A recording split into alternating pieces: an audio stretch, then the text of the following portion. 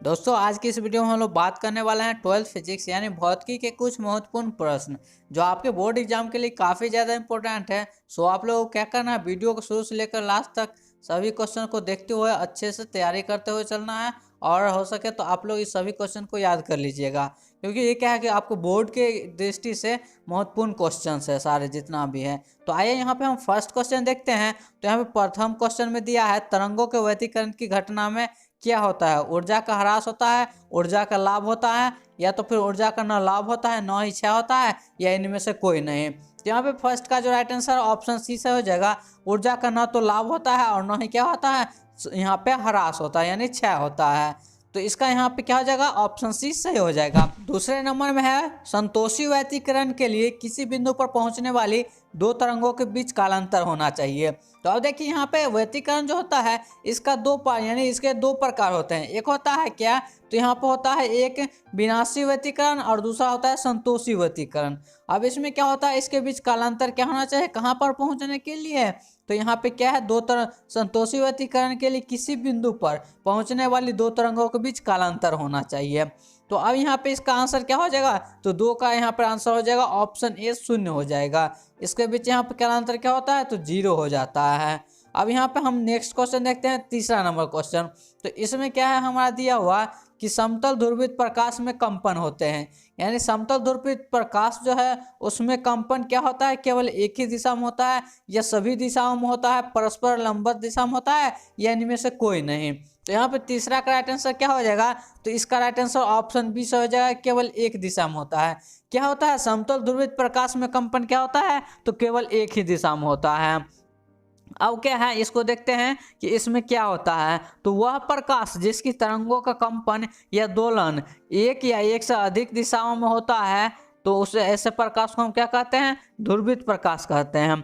लेकिन क्या होता है कि जैसे कि मान लीजिए उसमें क्या है, प्रकाश की जो मात्रा है वो क्या होती है, यहाँ पे इस डायरेक्शन में होती है, यानी क्या कि उसका जो डायरेक्शन होता है वो केवल एक ही दिशा में होता है, और वो चाहे कंपन हो या तो फिर दोलन हो। तो तीन का राइट आंसर ऑप्शन बी सही हो जाएगा। अब हम 4 नंबर देखते हैं, कांच की पट्टिका पर प्रकाश किरण 60 डिग्री के कोण पर आपतित होती है तथा परावर्तित तथा अपवर्तित किरणों पर परस्पर लंबवत हो, तो पदार्थ का अपवर्तनांक क्या होगा? तो अब यहाँ पे इसको हम फिगर बनाते हैं। तो सबसे पहले तो ये मान लीजिए यहाँ पे क्या है, एक कांच की क्या है, यहाँ पे ये स्लेट है यानी पट्टिका है। तो ये कांच की पट्टिका हो गई। अब इसमें एक नॉर्मल है। अब देखिए आपतन, आपतन यहाँ पे कौन है, क्या है, 60 डिग्री का है। तो अब जैसे कि यहाँ से 60 डिग्री का कोण आया, तो यहाँ से ये यहाँ परावर्तित हो गया। तो अब देखिए कि इसके बीच का एंगल कितना बना, 60 डिग्री का बना इसके बीच का एंगल, और इसके बीच का डिग्री का एंगल क्या, 60 डिग्री का बन गया। तो ये हमारा हो गया। अब उसके बाद क्या बोला, परावर्तित तथा अपवर्तित किरण परस्पर लंबवत है। तो अब देखिए कि यहाँ से क्या हो जाएगा, एक यहाँ से इधर का आएगा ये अपवर्तित किरण, जो क्या होगा यहाँ पे, तो वो यहाँ पे लंबवत होगा किसके, तो यहाँ पे ये वाला जो यहाँ से आएगा, यहाँ ये क्या होगा, यहाँ पे 90 डिग्री का कोण बनाएगा, यानी इससे जो यहाँ पे आएगा वो 90 डिग्री का कोण बनाएगा। तो अब देखिए ये 60 डिग्री, ये 60 डिग्री, और ये क्या हो गया, 90 डिग्री हो गया। अब यदि हम इसको यहाँ तक लाएंगे तो ये टोटल हमारा क्या हो जाएगा, 180 डिग्री का हो जाएगा, ये टोटल 180 डिग्री का। तो अब इसी से हम क्या करते हैं, इसका वैल्यू निकाल लेते हैं कि इसमें का अपवर्तनांक क्या होगा। अब यहाँ पे इस सभी कोण को हम जोड़ेंगे तो क्या हो जाएगा, ये हमारा 60 प्लस यहाँ पे हो गया 90, और प्लस में हम आर मान लेते हैं जो क्या है अपवर्तन कोण का यहाँ पे है, और ये क्या हो जाएगा 180 डिग्री। तो यहाँ से हमारा आर क्या आ जाएगा, ये हो गया 9 और 6 5 यानी 150, और 180 में से घटेगा तब बचा यहाँ पे 30 डिग्री, ये 30 डिग्री बचा। तो अब यहाँ पे हम क्या निकालते हैं, अपवर्तनांक निकालते हैं। तो अपवर्तनांक को हम म्यू से डिनोट करते हैं। म्यू बराबर क्या होता है, तो यहाँ पे होता है साइन आई बटे यहाँ पे क्या होता है, साइन आर होता है, जहाँ पे आई क्या है, इंसिडेंट रे यानी आपतन कोण है, और यहाँ पे क्या है आर, तो यहाँ पे अपवर्तन कोण है। तो अब देखिए यहाँ पे हम अब यहाँ पे 60 डिग्री और यहाँ पे 30 डिग्री रख देंगे। तो साइन 60 का मान क्या होता है यहाँ पे, तो ये होता है यहाँ पे √3/2 होता है, ये क्या होता है √3/2, और यहाँ पे क्या है, ये 30 डिग्री है। तो 30 डिग्री का मान यहाँ पे क्या होता है, 1/2 होता है। 1/2 यहाँ पे होता है। तो अब देखिए ये 2 ऊपर जाएगा तो 2 से 2 कैंसिल आउट हो जाएगा, तो हमारे यहाँ पे क्या बचेगा, तो हमारा बचेगा √3, तो जो कि ऑप्शन क्या है, ऑप्शन बी में है। तो 4 का राइट आंसर ऑप्शन बी बिल्कुल सही हो जाएगा। अब नेक्स्ट क्वेश्चन देखते हैं 5 नंबर क्वेश्चन। यदि कांच वायु का क्रांतिक कोण थीटा हो तो वायु के सापेक्ष कांच का अपवर्तनांक क्या होगा। अब देखिए कांच वायु का क्रांतिक कोण क्या है, थीटा है, तो वायु के कांच के सापेक्ष हमारा क्या निकालना है, अपवर्तनांक निकालना है। तो अब इसको भी हम कैसे निकालते हैं, तो आइए देखते हैं। ये हम यहाँ पे एयर ले लिए, एयर म्यू यहाँ पे क्या हो जाएगा, यहाँ पे एम।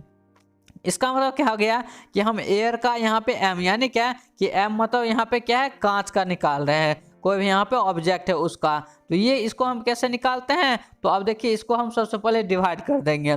किसके किसके बोला है, तो वायु के सापेक्ष कांच का अपवर्तनांक।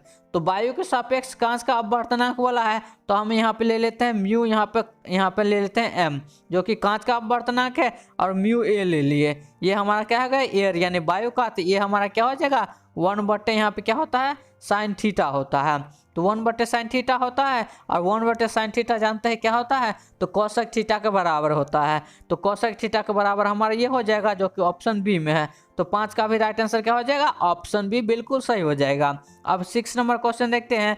यदि एक पारदर्शी माध्यम में चलने वाली प्रकाश की किरण माध्यम को वायु से पृथक करने वाले तल पर 45 डिग्री के आपतन कोण पर गिरती है, इस किरण का पूर्ण आंतरिक परावर्तन हो जाता है।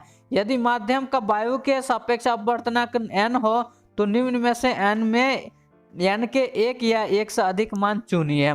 अब इसको हम कैसे सॉल्व करते हैं, तो आइए सबसे पहले इसको हम देखते हैं और इसका आंसर क्या क्या होता है। तो सबसे पहले हमारा एंगल क्या दिया है, कोण बराबर यहाँ पे क्या दिया, 45 डिग्री दिया है, और इसमें क्या हो रहा है, तो पूर्ण आंतरिक परावर्तन हो रहा है। पूर्ण आंतरिक परावर्तन टोटल इंटरनल रिफ्लेक्शन। अब TIR होने के लिए हमारा एक कंडीशन था, वो कंडीशन क्या था, तो साइन आई होना चाहिए क्या, तो साइन आर यहाँ पे साइन सी से ज़्यादा होना चाहिए। साइन आई जो होना चाहिए वो साइन सी से ज़्यादा होना चाहिए। तो अब देखिए यहाँ पे साइन आई यहाँ पे हो गया, साइन आई इज क्या होना चाहिए, साइन आर से यहाँ पे ज़्यादा होना चाहिए, तब क्या होगा, हमारा टोटल इंटरनल रिफ्लेक्शन होगा। तो साइन आई मतलब 45 डिग्री है, तो साइन 45 डिग्री का मान क्या होता है, 1/√2 होता है। साइन 45 से ये बड़ा होना चाहिए क्या, साइन आर से, तो इसको हम 1/n ले लीजिए, जो कि यहाँ पे क्या दिया है, यहाँ पे n अपवर्तनांक दिया है। तो अब यहाँ पे हो गया क्या, 1/√2, ये हमारा हो गया 1/√2 बराबर 1/n हो गया। अब यहाँ पे देखिए ये यहाँ पे एक ग्रेटर है, तो अब देखिए यहाँ से हम क्रॉस मल्टीप्लिकेशन करते हैं, तो ये हमारा क्या हो जाएगा इधर, तो ये हमारा आ जाएगा यहाँ पे n इज ग्रेटर देन यहाँ पे √2 आ जाएगा। इतना आ गया। अब देखिए √2 का वैल्यू क्या होता है, हमारा 1.14 होता है। √2 का वैल्यू क्या होता है, 1.14 होता है।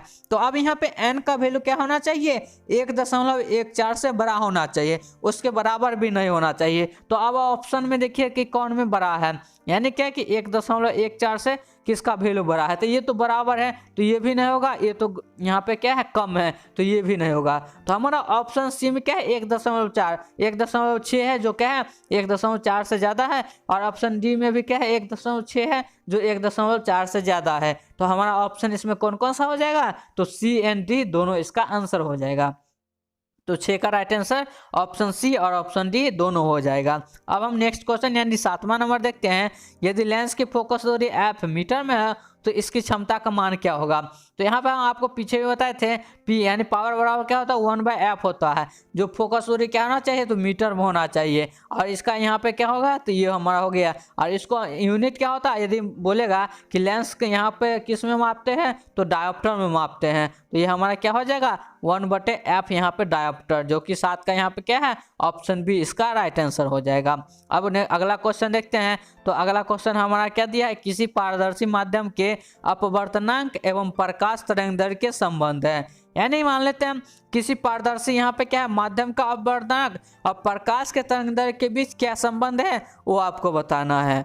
तो ये क्या होता है हमारा, तो इसका आंसर हो जाएगा ऑप्शन सी, यानी क्या कि ये होता है हमारा म्यू बराबर क्या होता है a प्लस यहाँ पे b बट्टे यहाँ पे लेमडा टू लेमडा का स्क्वायर होता है। क्या होता है? लेमडा का स्क्वायर होता है जब एक माध्यम दिया रहा है। अगर दूसरा माध्यम दिया रहता है तो एक और यहाँ पे मान लेते ये हो जाता है सी बटे यहाँ पे लेमडा का 4, तो ये दूसरा माध्यम नहीं दिया हुआ तो इसलिए ये नहीं होगा। तो हमारा यहाँ पे कौन सा हो जाएगा? तो 8 का राइट आंसर ऑप्शन सी बिल्कुल सही हो जाएगा। अब आइए अगला क्वेश्चन देखते हैं, 9 नंबर क्वेश्चन देखते हैं। यदि प्रत्यावर्ती धारा तथा विद्युत वाहक बल के बीच फाई कोण का कलांतर हो। अब क्या है? प्रत्यावर्ती धारा और विद्युत वाहक बल यानी ईएमएफ, इस दोनों के बीच जो कलांतर है वो क्या है? फाई है। तो शक्ति गुणांक का मान बताइए। अब इसमें आपको एक बार और क्वेश्चन बताए थे, यदि वो वीडियो नहीं देखे, हम सबसे पहला वीडियो में बताए थे कि शक्ति गुणांक का वैल्यू कैसे निकालते हैं। अगर आप लोग वो वीडियो अभी तक नहीं देखे हैं तो उस वीडियो का लिंक डिस्क्रिप्शन बॉक्स में मिल जाएगा, आप वहां से वो वीडियो देख सकते हैं। अब देखिए, शक्ति गुणांक निकालने के लिए हम एक शक्ति त्रिभुज बनाते थे। हम क्या बनाते थे? तो एक शक्ति त्रिभुज इस तरह से, या ये हो गया हमारा एक शक्ति त्रिभुज किस तरह से, तो इस तरह से हम बनाते थे। ये हमारा होता था वास्तविक शक्ति, ये होता था हमारा आभासी शक्ति, ये हमारा क्या होता था? तो यहाँ पे यथार्थ होता था। क्या होता था? यथार्थ होता था, जिससे हम क्या निकालते थे? शक्ति गुणांक निकालते थे। तो यहाँ पे 9 का हमारा क्या हो जाएगा राइट आंसर? ऑप्शन डी से हो जाएगा, cos फाई इसका राइट आंसर हो जाएगा। क्या हो जाएगा? cos फाई इसका राइट आंसर हो जाएगा। और शक्ति गुणांक बराबर क्या होता है? तो वास्तविक शक्ति डिवाइडेड बाय क्या होता है? आभासी शक्ति होता है। अब हम 10 नंबर क्वेश्चन देखते हैं। तो इसमें क्या दिया हुआ है? प्रत्यावर्ती धारा के शिखर मान तथा वर्ग माध्य मूल का अनुपात क्या होगा।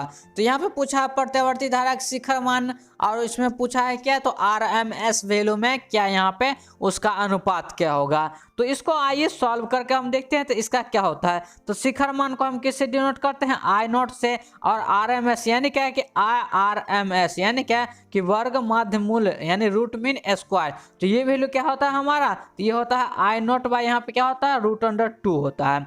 I0 बाय √2 होता है। तो अब इसका हम क्या निकालते हैं? अनुपात निकालते हैं। क्या बोला है? धारा के शिखर मान और वर्ग माध्य मूल।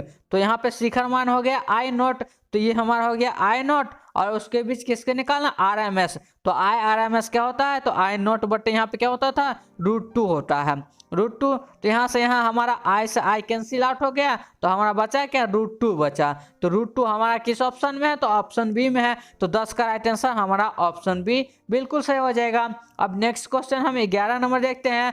10 एम्पियर की धारा एक तार से 10 सेकेंड तक प्रवाहित होती है। यदि तार का विभवांतर 15 वोल्ट हो तो किया गया कार्य होगा। तो अब देखिए यहाँ पे सारा चीज दिया हुआ है। अब आपको यहाँ पे क्या निकालना है? यहाँ पे तो यहाँ पे कार्य निकालना है कि किया गया कार्य कितना होगा। तो अब उसका हम फॉर्मूला बताए थे, W बराबर क्या होता है? VIT होता है।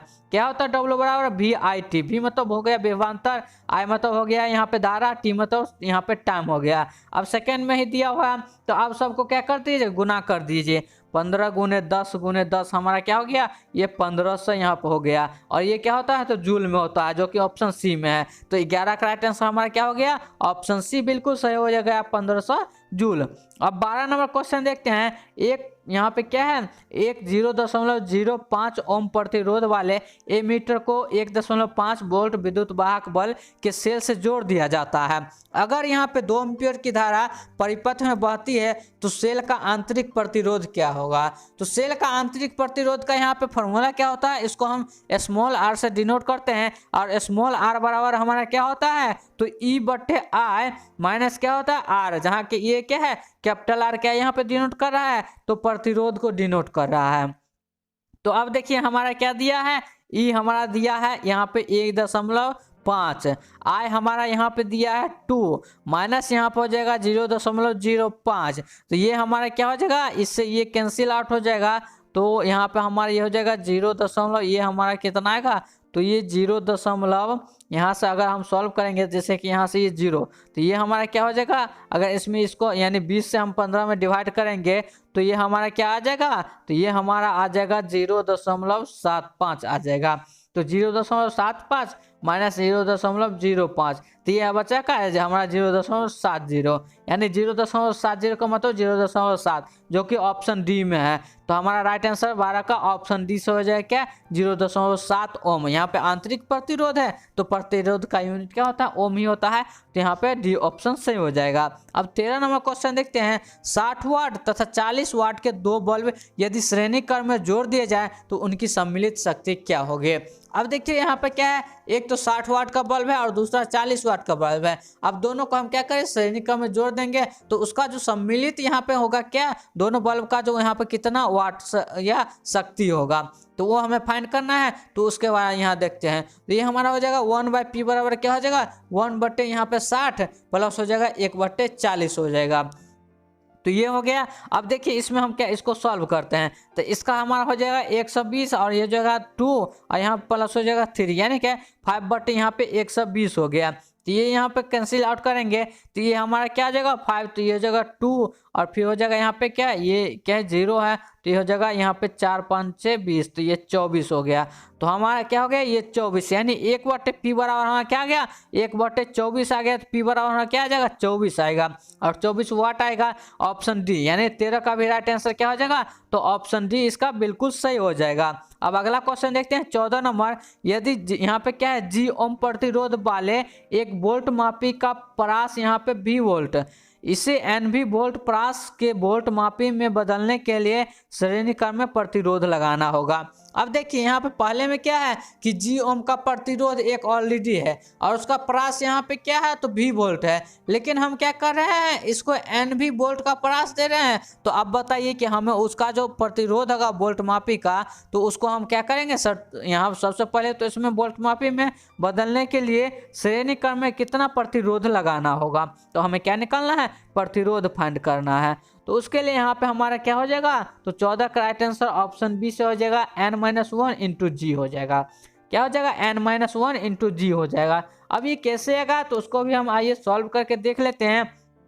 तो एन बी बराबर हमारा क्या हो जाएगा, आई इंटू यहाँ पे क्या हो जाएगा, एच प्लस आर हो जाएगा। यहाँ पे ये जी प्लस आर, ये जी प्लस आर हो जाएगा। तो यहाँ पे जी प्लस आर हो गया, तो ये हो गया एन बी, और ये क्या होता है यहाँ पे आई। करंट बराबर क्या होता है, V/G होता है, यानी क्या विभवांतर मतलब यहाँ पे क्या होता है, वोल्ट होता है। तो ये हो गया, और ये क्या G प्लस यहाँ पे R हो गया, G प्लस R हो गया। तो अब देखिए यहाँ से एक कैंसिल आउट, B से भी कैंसिल आउट हो गया, और ये इधर मल्टीप्लाई में आ जाएगा। तो यहाँ से हमारा क्या आ जाएगा, N बराबर, तो ये आ जाएगा 1 प्लस यहाँ पे R/, यहाँ पे G आ जाएगा।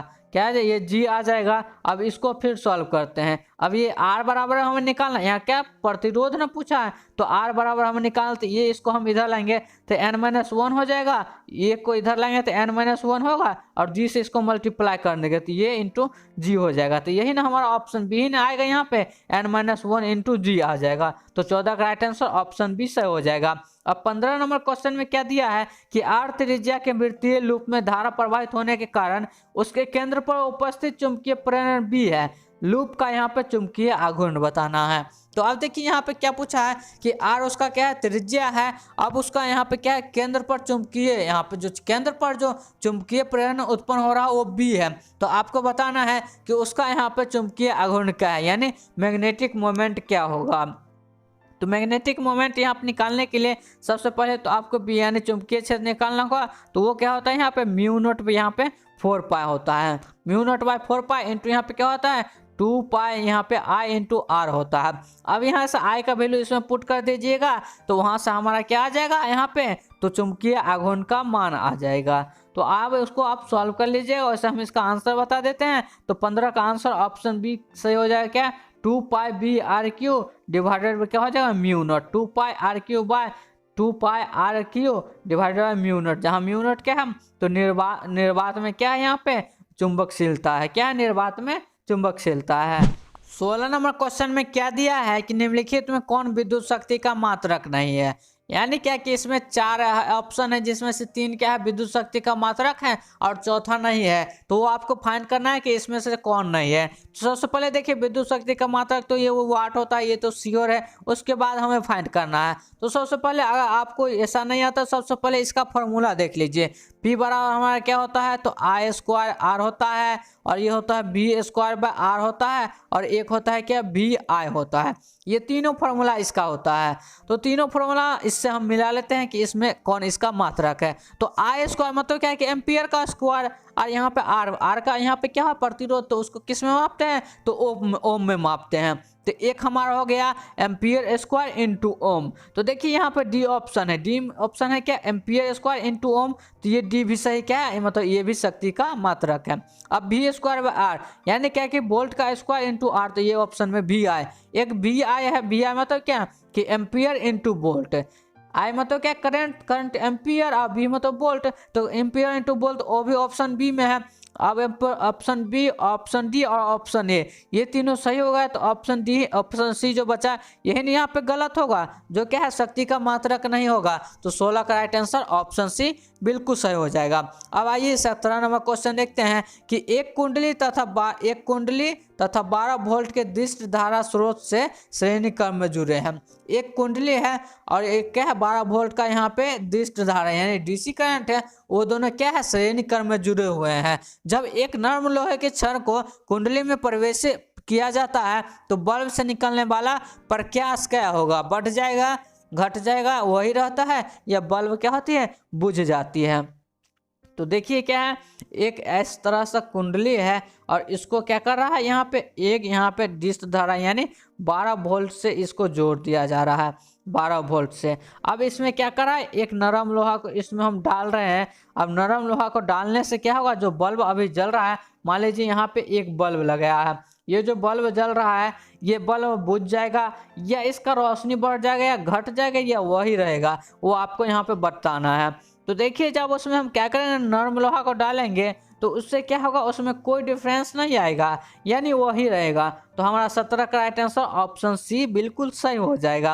अब ऐसा क्यों होता है, तो चुंबकीय फ्लक्स में क्या होता है, चुंबकीय फ्लक्स में बहुत कम परिवर्तन होता है। अब देखिए इस तरह से जब इसमें करते हैं तो उसमें क्या होता है, फाई में काफ़ी कम यहाँ पे परिवर्तन होता है, जिसके कारण क्या होता है, उसका विद्युत वाहक बल का मान 0 होता है, जिसके कारण उसमें कोई यहाँ पे डिफरेंस नहीं होता, यानी वही रह जाता है। तो ये 17 का सी ऑप्शन सही हो गया। अब 18 नंबर क्वेश्चन है, दो बिंदुवत आवेशों के बीच लगने वाला कूलम बल की दूरी किस पे निर्भर करता है। तो ये तो कूलम बल का क्वेश्चन है। कूलम बल यहाँ मतलब क्या कि कूलम बल हमारा क्या होता है, तो ये होता है हमारा ये के Q1 Q2 बाय यहाँ पे क्या होता है आर स्क्वायर होता है। तो यहाँ से आर, ये पे आर क्या है, ये व्युत्क्रमानुपाती होता है, यानी क्या कि वो दोनों चार्ज जो है यानी दूरी के वर्ग के व्युत्क्रमानुपाती होता है। तो ये व्युत्क्रमानुपाती मतलब क्या, 1/r स्क्वायर का डायरेक्टली प्रोपोर्शनल। तो ये हमारा डी ऑप्शन सही हो गया, यानी 18 का राइट आंसर ऑप्शन डी सही हो जाएगा। अब 19 नंबर देखते हैं, स्थिर विद्युतीय क्षेत्र होता है।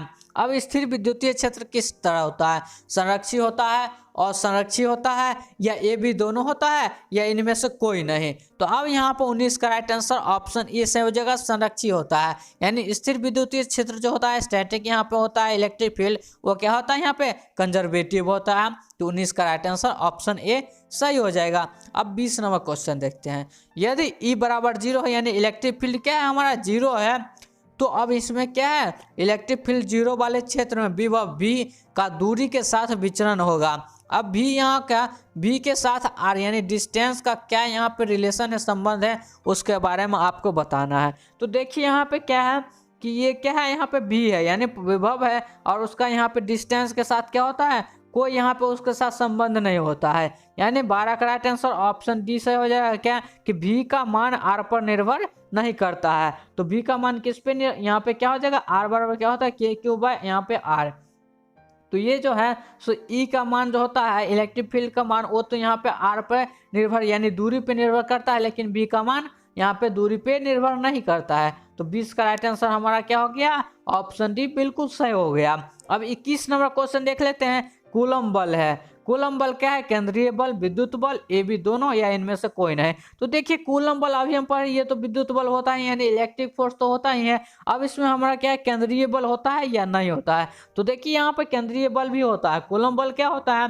सेंटर पे लगता है। तो सेंटर पे लगने के कारण इसको हम क्या कहते हैं? सेंट्री, यहाँ पे केंद्र यानी सेंटर फोर्स भी कहते हैं। तो हमारे यहाँ पे 21 का राइट आंसर ऑप्शन सी सही हो जाएगा, ए एंड बी दोनों हो जाएगा। अब 22 नंबर क्वेश्चन देखते हैं। एम द्रव्यमान तथा ई आवेश का एक इलेक्ट्रॉन विरामांतर अवस्था से बी विभवांतर तक त्वरित होता है। इलेक्ट्रॉन का अंतिम वेग ज्ञात कीजिए। अब क्या है? ये शुरुआत में यहाँ 0 से स्टार्ट कर रहा है विरामावस्था में और वहाँ बी विभवांतर पर ये जा रहा है। तो अब बताना है कि इलेक्ट्रॉन का अंतिम वेग क्या होगा। तो देखिए इसको हम किस तरह से निकालेंगे। तो यहाँ पे क्या है? इलेक्ट्रॉन का हमें क्या निकालना है? अंतिम वेग निकालना है। तो वो हम कैसे फाइंड करेंगे? तो उसके लिए हम यहाँ पे एक फॉर्मूला हमारा आता है क्या? तो वो आता है v बराबर, v बराबर हमारा आता है ये रूट अंडर यहाँ पे यानी यू स्क्वायर प्लस हमारा होता है 2EV बटे यहाँ पे m आता है, जहाँ यू क्या है? इनिशियल वेलोसिटी है। तो इनिशियल, अब देखिए ये फॉर्मूला आ गया। अब शुरू में क्या कर रहा है? विरामावस्था से यहाँ पे आ रहा है। तो इसका मतलब क्या होगा कि इनिशियल इसका जो वेलोसिटी है वो 0 है। तो हम u के जगह पे 0 रख देंगे तो हमारा क्या आ जाएगा? रूट अंडर आ जाएगा 2EV बटे m आ जाएगा। तो v बराबर हम आ गया रूट अंडर 2EV बटे m, जो कि ऑप्शन किस में है? तो ऑप्शन ए में सही है। तो 22 का राइट आंसर ऑप्शन ए बिल्कुल सही हो जाएगा। अब नेक्स्ट क्वेश्चन हमारा आता है 23 नंबर। अब 23 नंबर क्वेश्चन हम देखते हैं। तो दो प्लेटों के बीच विभवांतर क्या है? 10⁻15 वोल्ट यानी 10⁻5 वोल्ट है। क्या है? दो प्लेटों के बीच विभवांतर क्या है? 10⁻5 वोल्ट है। उसके बीच की दूरी क्या है? यहाँ पे 4 गुने 10⁻³ मीटर है। इन प्लेटों के बीच एक इलेक्ट्रॉन बल क्या होगा? अब देखिए इसमें हम निकालना है। यहाँ पे इसका क्या दिया है? पोटेंशियल डिफरेंस दे दिया और इसके बीच का यहाँ पे डी दे दिया। अब बोला कि अब बताइए हमें कि इन प्लेटों के बीच जो होगा वो कितना फोर्स होगा, कितना बल होगा। तो आइए उसको हम निकालते हैं। तो देखिए इसको हम किस तरह से निकालेंगे। तो हमारा एक इसका फॉर्मूला आता है। क्या आता है? वो यहाँ पे डिराइव कर दे। ई बराबर आता है VD आता है। तो यहाँ से हमारा ई निकल जाएगा। अब यहाँ से जब ई निकलेगा तो जब यहाँ पे क्या बल निकालना है तो एफ ई हम निकालेंगे। एफ ई बराबर हमारा क्या होता है? ई इंटू यहाँ पे होता है ई। क्या होता है हमारा? ई इंटू हमारा यहाँ पे क्या होता है? ई होता है। तो अब ई इंटू ई होता है तो इससे हम ये क्या कर सकते हैं? निकाल लेंगे। ई हमें मालूम हो जाएगा।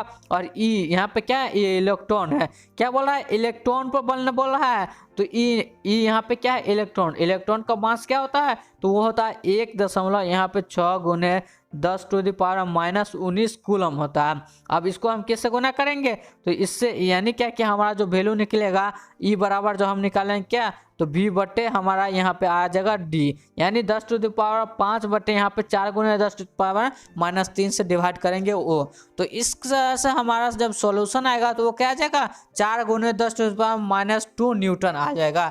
यानी तो इसका राइट आंसर ऑप्शन डी हमारा बिल्कुल सही हो जाएगा। अब आइए हम अगला क्वेश्चन देखते हैं। तो अगला क्वेश्चन हमारा क्या दिया है? तो अगला क्वेश्चन दिया है कि m आघूर्ण वाले चुंबकीय द्विध्रुव को किसी समरूप चुंबकीय क्षेत्र B के संतुलन की स्थिति के से क्षेत्र के लंबवत मिलाने पर किया गया कार्य होगा।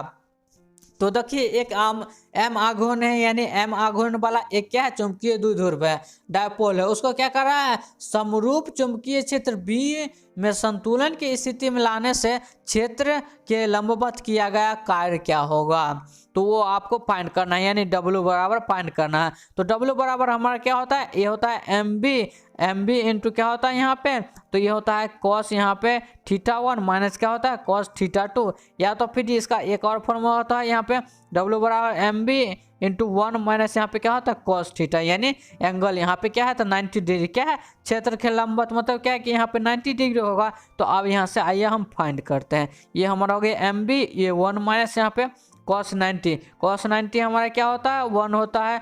cos 90 का वैल्यू हमारा क्या होता है? 0 होता है। cos 90 का वैल्यू हमारा क्या होता है? 0 होता है। तो यहाँ पे क्या हो जाएगा? 1 माइनस 0। 1 माइनस 0 मतलब क्या है कि 1 आ गया। तो हमारा बचा कि MB बचा। अब MB किस में ऑप्शन में है? तो ऑप्शन बी में है। तो 24 का राइट आंसर हमारा ऑप्शन बी बिल्कुल सही हो जाएगा।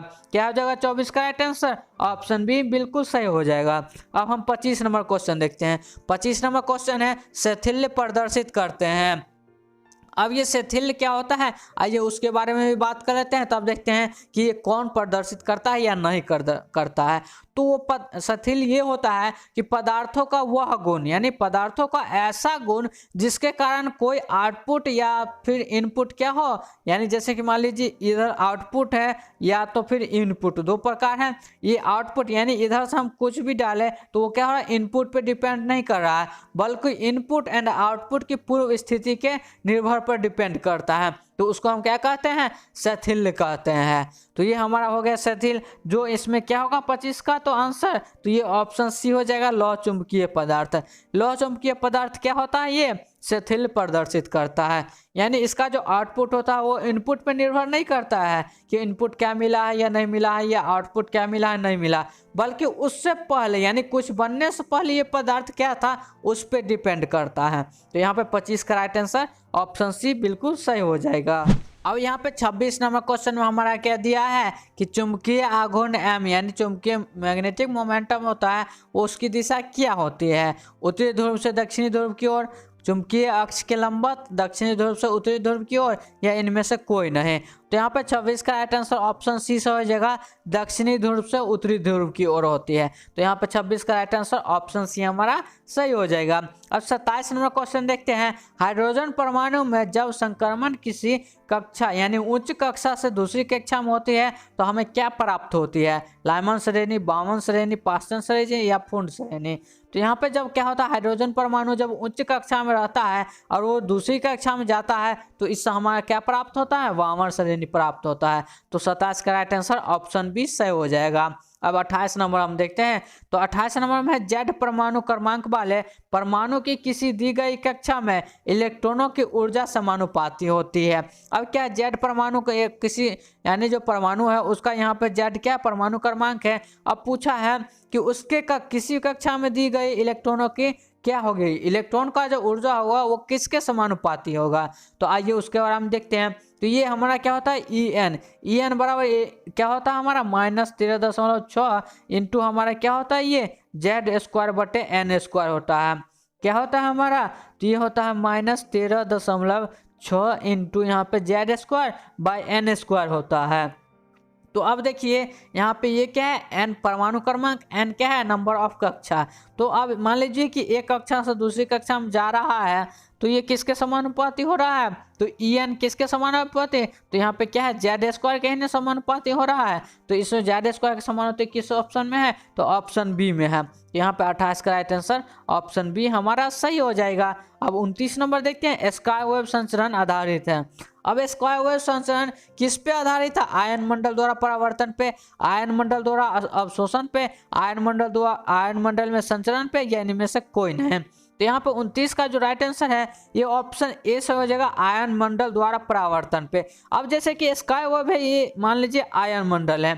अब आयन मंडल है, इस पे क्या होता है, कोई यहाँ पे रे आया, इससे रिफ्लेक्ट होकर ये क्या आता है, यहाँ पे एंटीना पे आता है, एंटीना पे आता है। तो ये किस से यहाँ पे है, तो आयन मंडल द्वारा परावर्तन पे ही ना आधारित हो गया। अब जैसे कि मान लीजिए कि वायु द्वारा रेडियो तरंगों के परावर्तन पर, अब वायु यहाँ पे क्या है, रेडियो तरंगों का परावर्तन होता है। उसी तरह से स्काई वेव संचरण किस पे आधारित है, तो आयन मंडल द्वारा परावर्तन पे आधारित है। अब 30 नंबर क्वेश्चन है। निम्न में से किस धातु का विद्युतीय कार्यफलन शून्य न्यूनतम यानी न्यूनतम होता है। निम्न में से किस धातु का विद्युतीय कार्यफलन न्यूनतम होता है। तो यहाँ पे 30 का राइट आंसर ऑप्शन ए से हो जाएगा, लोहा। इसका राइट आंसर ऑप्शन ए हो जाएगा। अब नाभिक की त्रिज्या की कोटि क्या होती है। अब यहाँ पे पूछा है कि नाभिक की जो त्रिज्या होती है यानी आर, उसकी कोटि क्या होती है। तो ये हमारा होता है 10⁻⁻15 मीटर का होता है। तो यहाँ पे 31 का राइट आंसर ऑप्शन बी से हो जाएगा, 10⁻⁻15 मीटर हो जाएगा। अब देखिए यहाँ पे 31 नंबर क्वेश्चन देख लिए। अब हम 32 नंबर क्वेश्चन देखते हैं। इससे पहले अगर आप लोग अभी तक इस वीडियो को लाइक नहीं किए हैं तो इस वीडियो को एक लाइक कर दे और हमारे चैनल को सब्सक्राइब करके बेल आइकन दबा दे, ताकि क्या हो इसी तरह कोई और भी वीडियो आए तो उसका सबसे पहले आपको नोटिफिकेशन मिल जाए। अब हम 32 नंबर अगला क्वेश्चन देखते हैं। तो इसमें है कि प्रकीर्णित अल्फा कणों का गमन पथ होता है। अब देखिए कि यहाँ पे क्या है कि हम अल्फा कणों का प्रकीर्णन हुआ है तो उसका पथ कैसा हो, वो किस तरह से गमन करेगा, वृत्ताकार, दीर्घ वृत्ताकार, परवलयाकार या तो अति परवलयाकार। तो ये किस तरह से यह किस तरह से गमन करता है, तो अति पर वलयाकार द्वारा करता है। तो यहाँ पे 32 का राइट आंसर ऑप्शन डी सही हो जाएगा। अब देखिए 33 नंबर क्वेश्चन में क्या दिया हुआ है, हाइड्रोजन परमाणु में अस्थायी कक्षा की त्रिज्या मुख्य क्वांटम संख्या n पर निर्भर करती है। कक्षा की त्रिज्या समानुपाती होती है। अब कक्षा की त्रिज्या किसके समानुपाती होती है, तो उसको निकालते हैं। अब ये क्या होता है हमारा r, यानी क्या कक्षा की त्रिज्या r क्या होती है, किसके समानुपाती, n स्क्वायर के समानुपाती होती है। तो n स्क्वायर किस में है, तो ऑप्शन डी में है। तो यहाँ पे 33 का राइट आंसर क्या हो जाएगा, ऑप्शन डी बिल्कुल सही हो जाएगा। और इसका एक और भी यहाँ होता है वेलोसिटी। अभी ये त्रिज्या r क्या होता है यहाँ पे n स्क्वायर के समानुपाती, और यदि बोलिएगा कि वेलोसिटी क्या होता है, तो वेलोसिटी होता है यहाँ पे क्या, तो 1/n, यानी n के व्युत्क्रमानुपाती होता है वेलोसिटी। अब एक और आता है यहाँ पे, ये वेलोसिटी हो गया। आप बोलेगा एनर्जी, एनर्जी किसके होता है, तो एनर्जी होता है 1/n स्क्वायर के समानुपाती होता है। क्या होता है 1/n, यानी क्या कि n का यहाँ पे वर्ग के व्युत्क्रमानुपाती होता है। तो ये एनर्जी हो गया। वेलोसिटी क्या होता है यहाँ पे 1/n होता है, और r क्या होता है n स्क्वायर होता है। तो ये हम तीनों देख लिए। अगर आपसे इस दोनों में कोई पूछ दे तो आप उसका जवाब दे दीजिएगा। अब यहाँ पे अगला क्वेश्चन हम देखते हैं 34 नंबर। तो वह युक्ति जिसमें एक तीव्र एक वर्णी समानांतर तथा उच्च कला संबंध प्रकाश पुंज प्राप्त किया जाता है कहलाती है। अब देखिए कि इसमें पूछा ऐसी कौन सी युक्ति है जिससे हम एक वर्ण यानी एक रंग का प्रकाश तथा समानांतर और उच्च कला संबंध का प्रकाश पुंज प्राप्त करते हैं, उसको हम क्या कहते हैं, लेजर, मेसर, रेडार या एंटीना। तो इसका राइट आंसर हमारा क्या हो जाएगा, लेजर, यानी 34 का राइट आंसर हमारा ऑप्शन ए सही हो जाएगा। अब यहाँ पे नाभिक की प्रति न्यूक्लियन औसत बंधन ऊर्जा होती है। अब नाभिक की प्रति न्यूक्लियन औसत ऊर्जा कितनी होती है, औसत यहाँ पे बंधन ऊर्जा पूछा। तो यहाँ पे बंधन ऊर्जा क्या होता है उसके बारे में थोड़ा सा यहाँ पे डिस्कस कर लेते हैं। तो अब देखिए कि नाभिक को तोड़ने के लिए जो ऊर्जा की आवश्यकता होती है उसको हम बंधन ऊर्जा कहते हैं। अब नाभिक को जो तोड़ने के लिए हमें जो ऊर्जा की आवश्यकता होती है उसको हम क्या कहते हैं, बंधन ऊर्जा कहते हैं। जैसे यहाँ पे प्रोटॉन हो गया, न्यूट्रॉन हो गया, इसके बीच इसको तोड़ने के लिए जो हमें ऊर्जा लगते हैं उसको क्या कहते हैं, बंधन ऊर्जा कहते हैं हम। तो ये कितने यहाँ पे क्या होगा, तो इसके औसत ऊर्जा कितनी लगेगी, तो यहाँ पे 35 का राइट आंसर हमारा ऑप्शन बी हो जाएगा, क्या 8 यहाँ पे मेगा इलेक्ट्रॉन वोल्ट हो जाएगा। क्या हो जाएगा हमारा 8 मेगा इलेक्ट्रॉन वोल्ट हो जाएगा, यानी 35 का राइट आंसर ऑप्शन बी हो जाएगा। अब 36 नंबर क्वेश्चन देखते हैं। फ्रेस्नेल के द्विप्रिज्म में कला संबंध प्राप्त किए जाता है। फ्रेस्नेल के द्विप्रिज्म में कला संबंध कैसे प्राप्त किया जाता है, तरंगार के विभाजन से, आयाम के विभाजन से, तरंग दैर्घ्य के विभाजन से, या कोई नहीं। तो अब देखिए 36 का जो हमारा राइट आंसर है वो ऑप्शन ए से हो जाएगा, तरंगार के विभाजन से।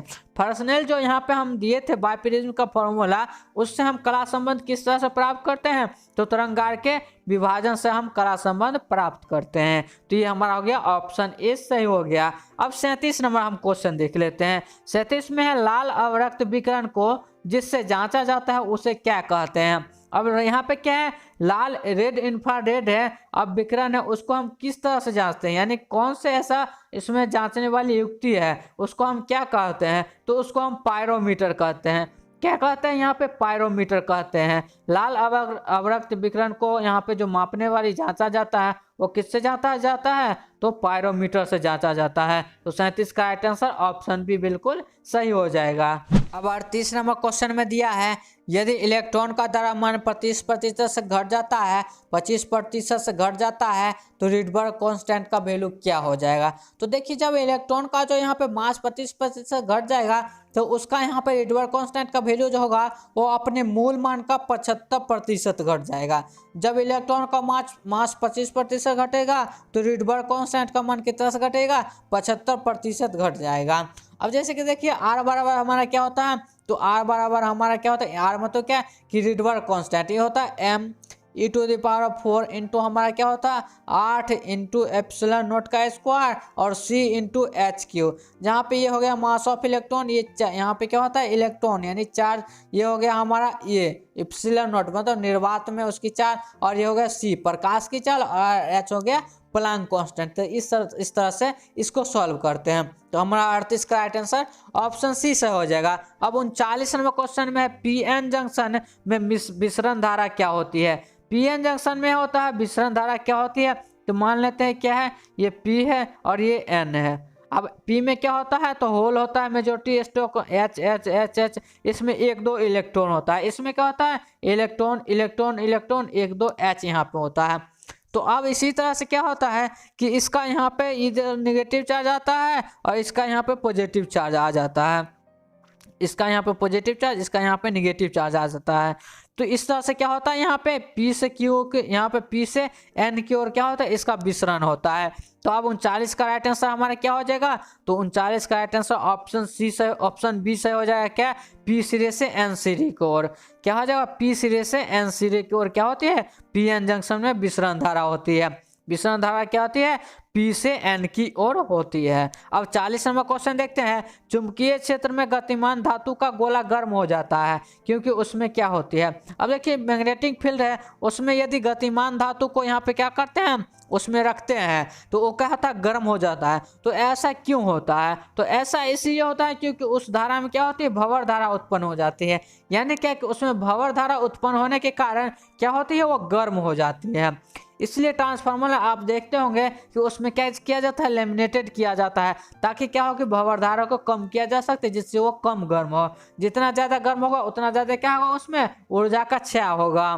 तो अब यहाँ पे 40 का राइट आंसर ऑप्शन सी सही हो जाएगा। अब 41 नंबर क्वेश्चन देखते हैं। निम्नलिखित में से कौन सा समूह अनुचुंबकीय है। अब यहाँ पे CuH Ag या तो फिर CuHAr, Cu यहाँ पे क्या है HO2Ar या CuAgO, इसमें से बोला है कि कौन सा समूह क्या है, अनुचुंबकीय है। यानी कौन सा ऐसा यहाँ पे कंपाउंड है, एलिमेंट है, जो तीनों क्या है, अनुचुंबकीय है। तो अब देखिए इसमें हम आपको बताते हैं कि जिनके परमाणु या अणु में उपस्थित इलेक्ट्रॉन सम संख्या में नहीं होते हैं, वो क्या कहते हैं, उसका चुंबकीय आघूर्ण क्या होता है, शून्य रहता है। तो इस तरह से 41 का राइट आंसर ऑप्शन यहाँ पे ऑप्शन ए बिल्कुल सही हो जाएगा, CuH एंड Ag। तो 41 का राइट आंसर ऑप्शन ए से हो गया। अब यहाँ पे लास्ट 42 क्वेश्चन देखते हैं। तो इसमें क्या है, कौन सा कण अधिकतम बल यहाँ पे अनुभव करता है जब चुंबकीय क्षेत्र में समान वेग से प्रक्षेपित किया जाता है। अब देखिए कौन सा कण, यानी प्रोटॉन, इलेक्ट्रॉन, हीलियम या लिथियम, कौन सा कण अधिक बल अनुभव करता है जब क्या किया जाता है, चुंबकीय क्षेत्र में क्षेत्र के लंबवत समान वेग से प्रक्षेपित किया जाता है। तो अब इसको आइए सॉल्व करते हैं। तो अब देखिए इसका क्या होता है, तो इसमें जो होता है वो क्या होता है, फ्रीक्वेंसी। ये मान लेते हैं एफ है, एफ होता है 1/मास, यानी फ्रीक्वेंसी जो होता है वो मास के इन्वर्सली प्रोपोर्शनल होता है। तो जिसका ज़्यादा मास होगा उतना ज़्यादा क्या होगा, वो बल को अनुभव करेगा। तो देखिए सबसे यहाँ पे मास जो होता है वो यहाँ पे लिथियम का ज़्यादा होता है, प्रोटॉन का कम, इलेक्ट्रॉन का उससे ज़्यादा, हीलियम का उससे ज़्यादा और लिथियम का सबसे ज़्यादा। तो यहाँ पे सबसे ज़्यादा मास होगा लिथियम का, इसलिए क्या होगा, यही सबसे क्या होगा, यहाँ पे बल का अधिकतम बल का यहाँ पे अनुभव करेगा। तो यहाँ पे 42 का राइट आंसर ऑप्शन डी बिल्कुल सही हो जाएगा। तो 42 का राइट आंसर Li+ हो गया। तो यहाँ पे टोटल हम 42 क्वेश्चन देखे। अब देखिए यदि आपको वीडियो पसंद आया तो इस वीडियो को लाइक कर दें और कमेंट बॉक्स में बताएं कि अब इसमें कौन सा यहाँ पे अगला पार्ट लाया जाए और इसमें कौन कौन सा आपका क्वेश्चन याद हो गया। और हमारे चैनल को सब्सक्राइब कर लें और साथ में बेल आइकन दबा दें, ताकि क्या हो कि इस तरह का कोई और भी वीडियो आए तो उसका नोटिफिकेशन आपको सबसे पहले मिल जाए। तो अब फिर मिलते हैं हम अगले वीडियो में, तब तक के लिए बाय बाय।